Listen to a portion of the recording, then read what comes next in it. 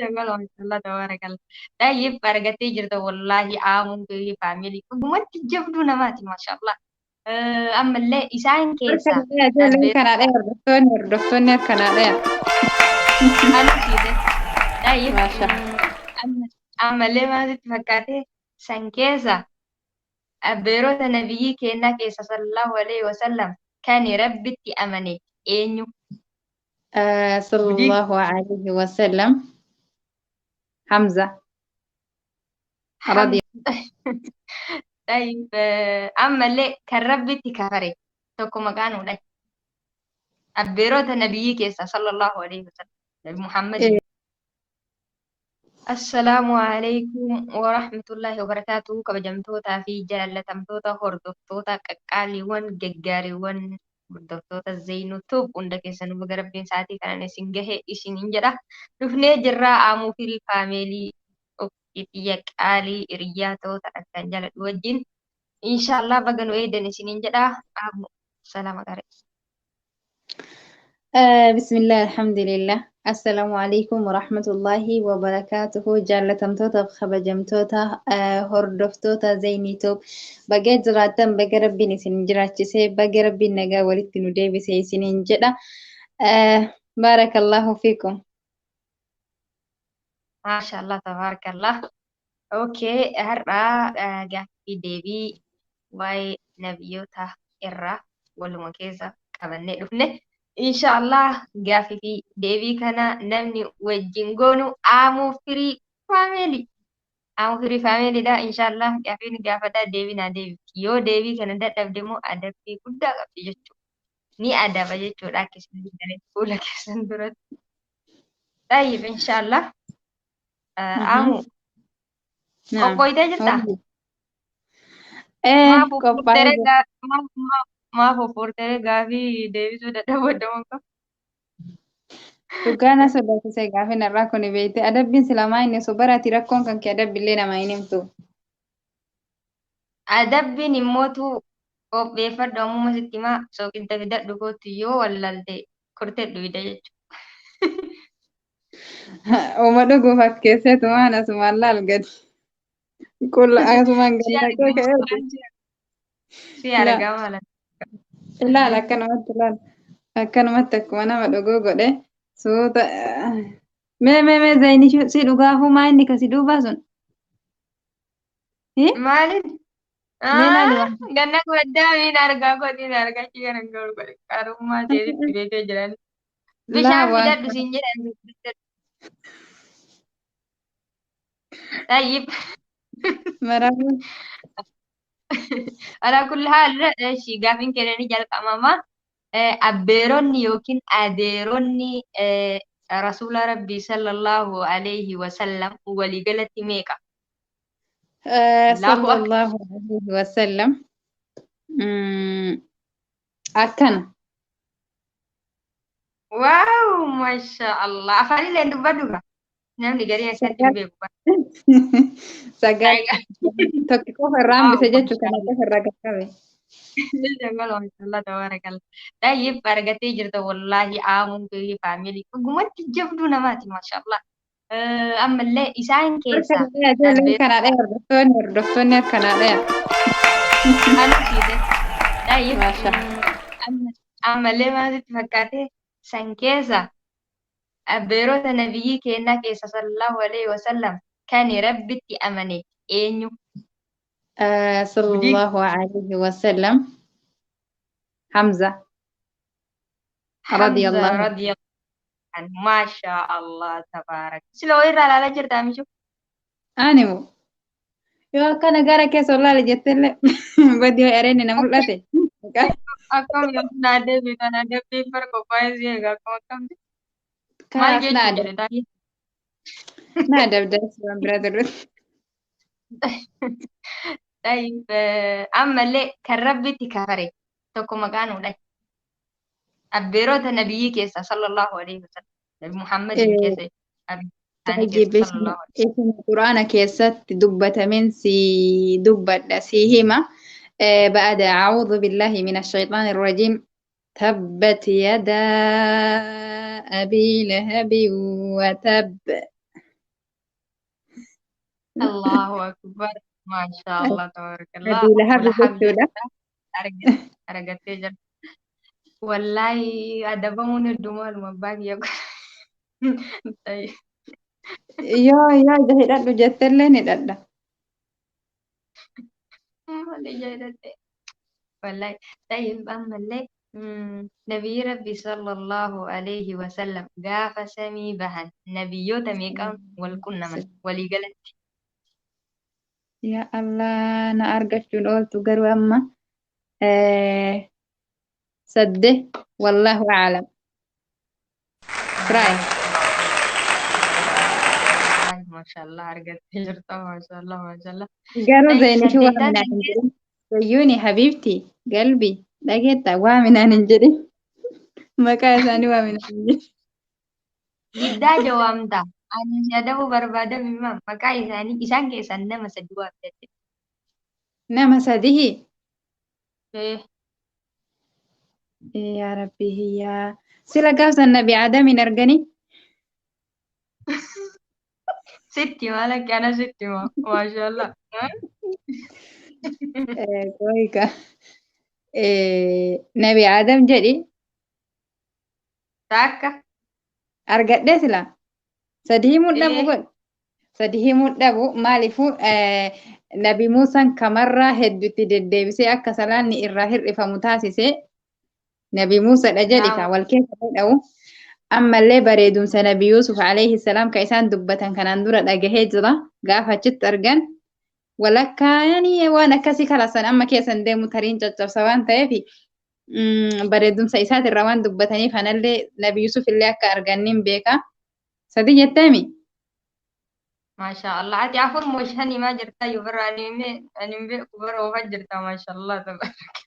Ani hundaa numi mugdee maa jirtaa iyyuu maashaallah أوكي tabaarakallah. Rabbi beekumsa dhuman qabne haa kennu wallaahi beekumsa irraan si adabalu dhugaa rabbi maashaa Allah tabaaraka. Tayyib ammallee nabiyyi rabbiin quraana keessatti akkaan obsa qaba sabrii qaba jedhee dubbate nabiyyi kami? أه... شو اسمه Yaa si adabuun kiyya si adabuudhaan yookiin yaa مم.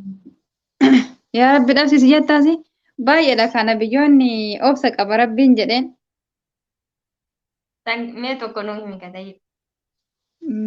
taarii tokkichas ta'uu danda'ani garuu nabiyyiin akkaan yaa'anii fakkeenya fi nabiyyoonni hunduu beeytee waan irratti obsan qaban jechuudha dhugaa dubbachuu fi rabbiin sanuma keessa akkaan obsa qaba jedheen malee jechuudha. Dhugaa nabi Muusalleen yaani namni waan irratti ergaman hundi irratti obsan jechuudha nabiyyoonni hunduu san keessa nabiyyii akkaan dhibamee waggaa dheeraa jechuudha. Rabbi moofiitu osoo hin kadhatin jechuudha. Kana jechuun rabbi irraa saalfachuun rabbiin kiyya yeroo baay'ee umrii tiyya tana keessatti jechuudha akka gaarii na jiraachisee fayyaa gaarii naa kenne qabeenya gaarii naa kenne jechuudha. Kanuma osuma rabbii kanattu jechuu dhibee tanaa hin himatin akkasitti irratti sabbaree obsaa ture. Akkasuma dhibee masa wajjin iyyuu zikrii rabbi hin dagatin jechuudha. Rabbi faarsuu hin dagatin. Nabi Ayyuubin natti fakkaate garuu. Shiraayi. Maashaa Allah tabaarakallah. Argattee jirta wallaahi. Bikkiidha filan. زادك الله علما وفهما سنجد أما اللي هذا بلو صدر كاكي أو سيهود والله ما شاء الله آمين جي. Galatoomii yaani akkasii haga tokko baay'illee beekuu baadhu natti fakkaate garuu waan natti fakkaatu deebisee waan gaafiin keessa yoo jiraatti itti fufan isiniin jedha kaa haajite amma adabamullee. ما شاء الله ما شاء الله ما شاء الله. أوكي نبي محمد صلى الله عليه وسلم hanga akaakayyuu isaatitti nu maqaa isaanii nuuf dha. Hanga akaakayyuu. Eh, محمد صلى الله عليه وسلم ابن عبد الله ابن عبد المطلب ابن حاشم والله أعلى وأعلم أهوري ما ميجوري baay'ee si ta'e maashaallah tabaarakallah booda illee جواد. ما شاء الله. أم هو قافي برا قافي أمتنا حفي قافي أجائبة أجائبة بلبلي ورثوا من زيننين مقام مال جرمت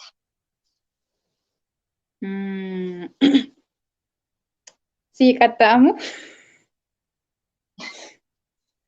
soogidagee ubiraa qabdaami soogiddaa walumaan boysha balaa soogiddaa nurraa dhiisi ka'ati waan nyaatanii waan dhugan silaan akkamitti daawwattoota fuulduratti akkan ol qabadhe ani maa ijoos waan akkasii asuma dhiisi. jalaan dhugi asuma jalaan dhugi haga ilaal si guutu akkasi maaliifuu hin dogongorte waan ta'eef. Maa inni si waan ati na gaafattu sun Balbala jaannataa keessaa balballi warri soomu seenuun maal jedhamti? ishiyoo duraa soqooda beektee waa gaafii ulfaataa see asuma keessa soota akkanumatti qabadhe soqooda baaburrayyaan garuu walaa Maashaallah. takka hin soyne. Zaadikillahu ilma noofaan fahaman siin jedha wallahi hedduu tokko na gammachiistee jirta. Sila baraan si adabuu eda billahi. Na adabami ka tokko anumaa dhabi kalaas. Okay, si adabama na gaafadhu osoo beeku adabama. Odoo beektu na adabame. Damee zayini shan si adabu bari yeroo takka takka osoo adabuuf deemanillee adabuun hin jira. Na adabame. Maali na adabdare garuu? Ani jechuun soogiddaa fi qaaraa waan akkasii si nyaachisu dhugaa. Maal na nyaachuuf? Maal na nyaachuuf taree ishee doo qaaraa fidattee dhufte iyyuu qaaraa san na yaadachiifte akka. Akka qaaraa nyaachuuf moo? Qaaraa fidadhu siin jechuudha biduma hayyee.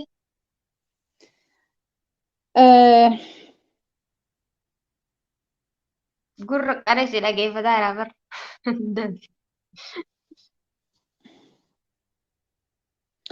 طيب gaafin suni gaafii takkittiidha. Sahaaba rasuulli rabbi sallallahu alaihi wasallam si jaalladha jedhaniin eenyuun? Allahu akbar. Sahaban Abu Bakr Siddiq. Waaw, mashallah, tabarakarrahman. Abu Bakr Siddiq sah? Eh, maal Khata. unargan? Argan. Maal maashaallah naan jetti maashaallah natti faarsu taami kun unargan. طيب maal jetta osoo addaan hin kunne yeroo shawwalirra garuu hin jetta jechuudha dhugaa osoo addaan hin kunne yeroo shawwalirra isa kana gaafii kanan si adabe maal jetta ree zeynisho Naan adabini himi naa himi maa inshaallatiin kun gara namaan lakkaa'amaa maal jechuudha. la la Naan la adabini.